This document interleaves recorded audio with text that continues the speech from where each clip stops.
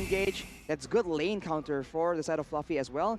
We do see that if he gets shut down, Aura lose yet again, one more weapon that they can use to win the game. The final pick here for Aura is going to be that Claude. As we were talking about, having never seen the Claude, they go for it. Yeah, we've never seen the 1-1. He picked it up in game 1. Never seen the Claude, picks it up in game 2. Kabuki gonna try to prove us wrong about that unique hero pool that he has. Let's see if he's able to pull this off in game number 2. Again, BTR on match point. We're gonna have to see Aura win this to see a third game.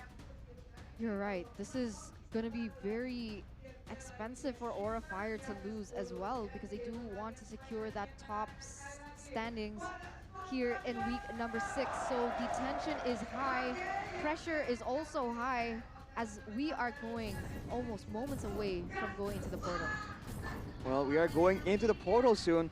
We'll just have to see, man. Will Aura be able to go for the reverse sweep with their aggressive composition, denying all the safety, or will Bigatron be able to weather the storm and gain success? Let's see. We're going to jump straight into the portal, ladies and gentlemen, for game 2. Into the land of Dawn we go. Max on the Paquito in the jungle, up against High on the Amon. Again, very similar in terms of how they can play this, but now there's a little bit more emphasis in that XP lane with Dairoth, a lane counter towards the Esmeralda. It's not going to be as easy, because when it comes down to it, Aura Fire, they heavily rely on being able to win those lane matchups. And in this particular game, of course, the Esmeralda is not going to have as much of a good time in the early game, in that laning phase.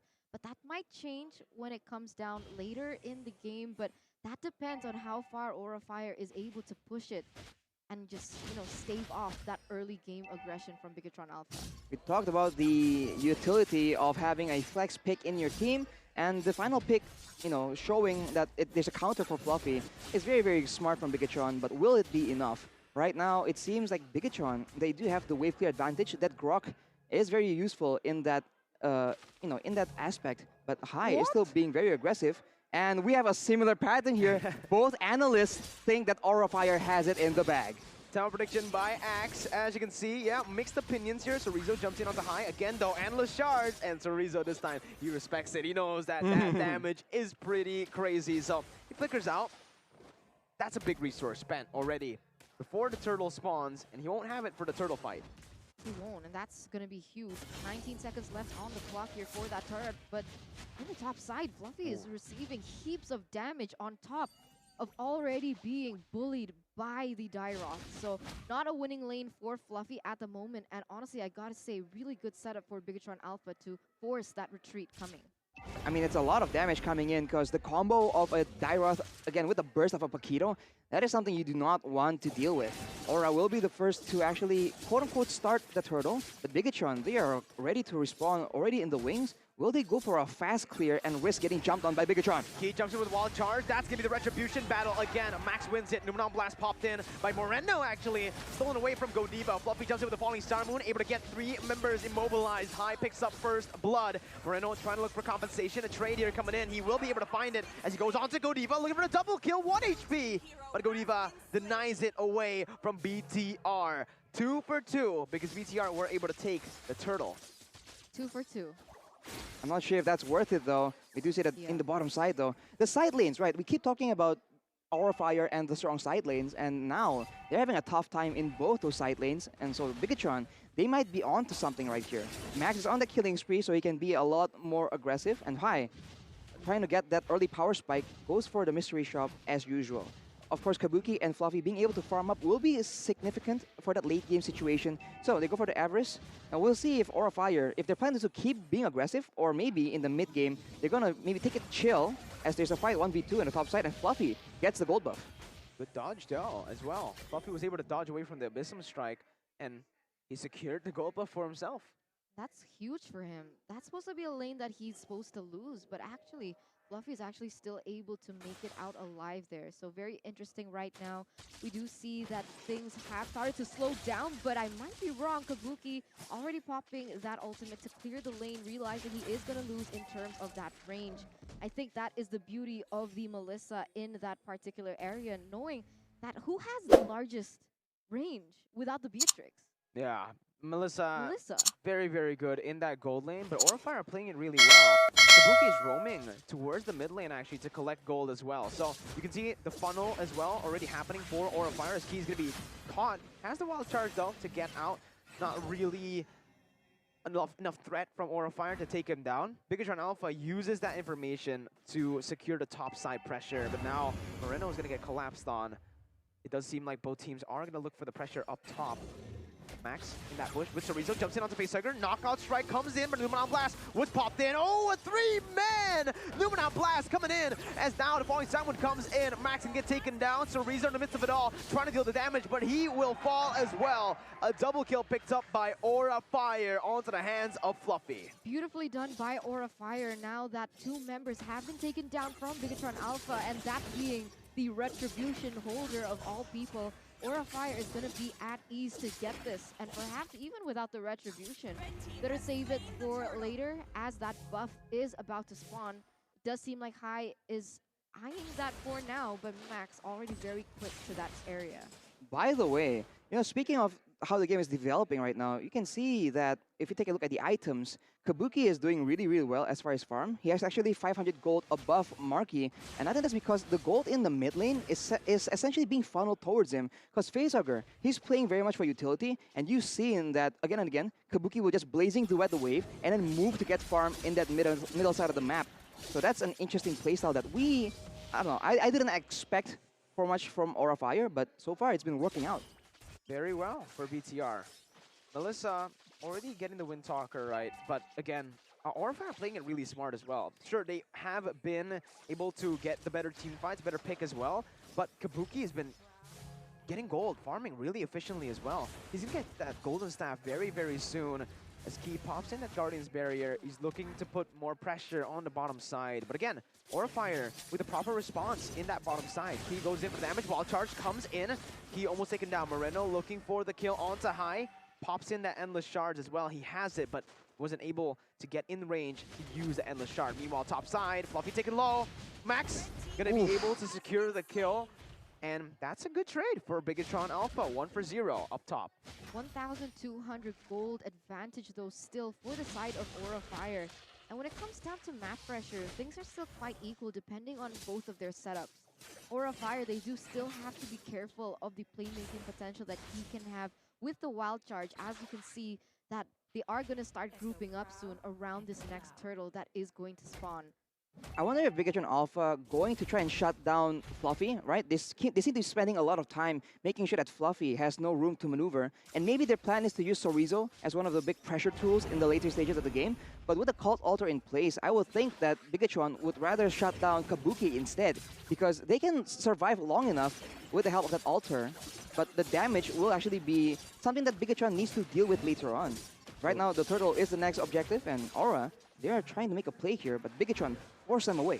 Godiva is caught, Wild Charge popped in. Godiva still able to survive with the Cult Altar, silenced in. Another Cult Altar popped in from the side of Moreno, surviving High, jumping in again, dealing the damage with the Blazing Duet coming for the Black Lions, but Marky with the go away is able to sustain. Max picks up a double kill.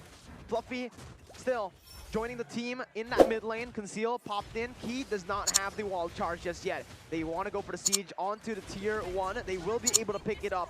Very good objective conversion as BTR look for the next objective. The turtle is up for grabs. Beautiful zoning as well from the side of Bigatron Alpha. You could see that even if they didn't and were unable to utilize that Wild Charge in the prolonged team fight, you could see that the presence, even in from Key, was able to push Aurafire out, and so they were able to get that objective in that mid side.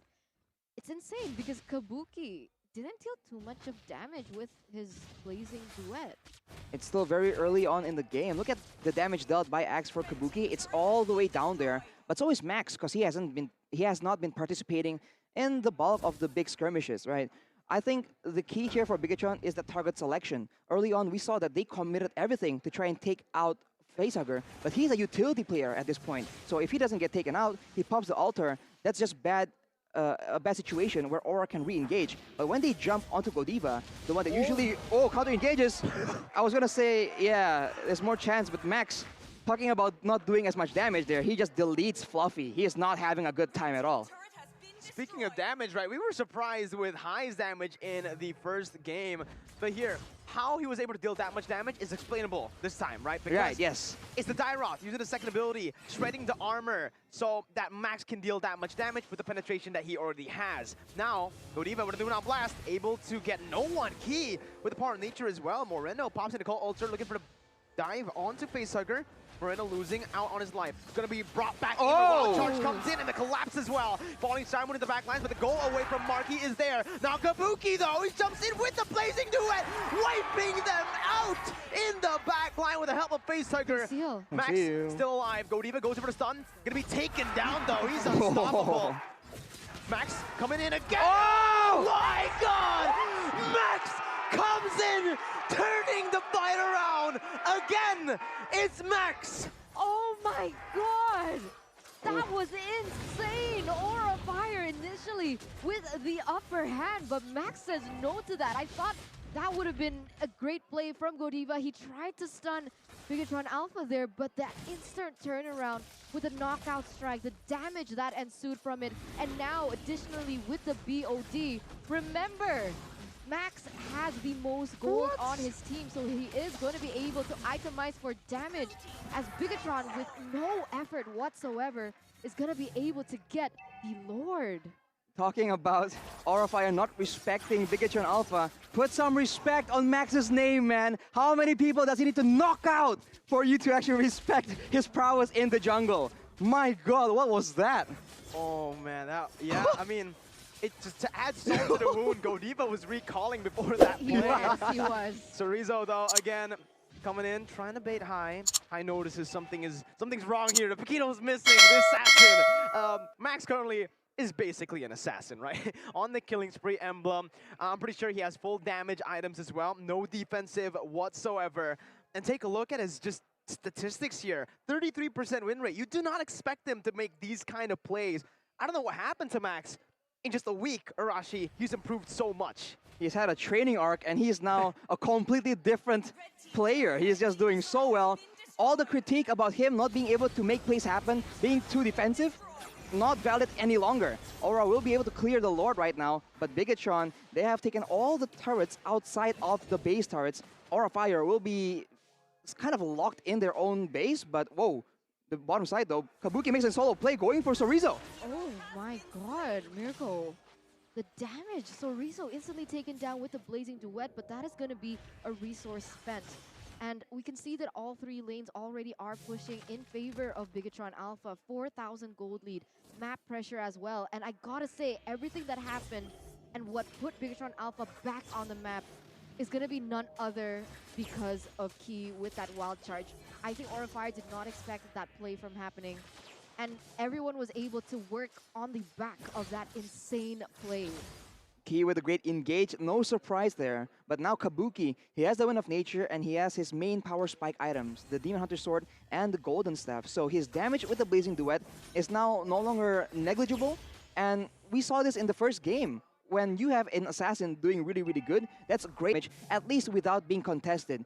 So we'll just have to see how that plays out and how Bigatron can abuse that damage as it lasts for now.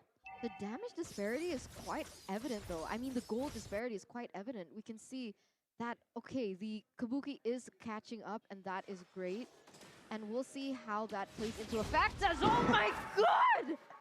Frothy! Gone. What? Now you see him, now you Reduced don't. to atoms, bro. He's a I wanted to rhyme Max and magician. Couldn't do it.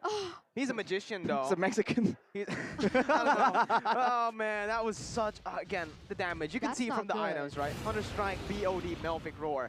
2 penetration items on top of the Terrify. If Chorizo jumps in with the second ability, too, you're not going to have a fun time as anyone in this game for Aura Fire. And because they have a one-man advantage, they go straight for the Enhanced Lord. Aura Fire can still turn this game around. Key taken low. Godiva going to be chunked as well. Chorizo jumps in onto Hai, putting the damage onto him, as that's a free Lord. Uncontested by Aura. Good barrier, locking Godiva in place there. But just an emote from Key. That was Rat's emote. a scary situation here for Godiva, just caught out there. And with that advantage, though, they are able to get the free Lord from the side of Bigatron Alpha. And as we mentioned, if they can maintain this kind of control and not let Aura Fire get a moment to come back, right? They need to watch out right now for Kabuki. He is one of the main tools that Aura Fire can use to decimate that back line. And of course, the longer the game goes, the more the gold laners are gonna be the main damage dealers. Right now, Max can still compensate and deal enough damage for his whole team combined. Later on, that will no longer be the case. Concealed though, popped in, enhanced Lord, already able to dish out a lot of damage there. Oh, Buffy again disappeared, and Lashard coming in key with a wild charge and the collapse. Max comes in, picking up a legendary. Kabuki in the backlines with a blazing duet. He's gonna have his Cold Ulcer pop. Max trying to deal the damage once again. Kabuki with nature still surviving, but Max picks up another victim. He goes for a triple. He's looking for a maniac, but they will just end the game again on top of Max's play. BTR clean sweeps Aura Fire. The unthinkable, the unimaginable has happened here in week number 6 game.